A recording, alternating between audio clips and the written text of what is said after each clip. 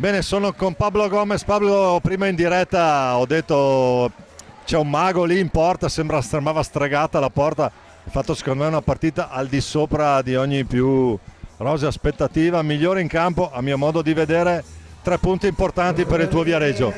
Prima, buonasera a tutti, grazie mille per i complimenti. Sappiamo che era una partita difficile, una squadra giovane, loro camminano tanti, però guarda, noi dobbiamo fare il nostro. Si è iniziato un po' lì, poi la partita si è messa per noi, però loro hanno stato bravi, mi hanno fatto lavorare tanti. Complimenti al Valdagno e speriamo continuare così.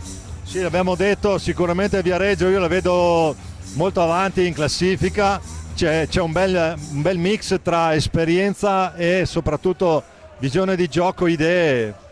Speriamo, guarda, con Torner, Ambrosio, ce l'abbiamo una squadra di esperienza, però anche giovane, siamo un bel gruppo, quello è l'importante, quest'anno un bel gruppo, anche con Mirko, speriamo continuare così, partita a partita, lavorare fino alla fine e vai, speriamo pensare alla prossima partita, no? Grazie Pablo, complimenti e in bocca al lupo per il tuo Viareggio. Ciao, grazie, a Grazie presto. mille. Ciao.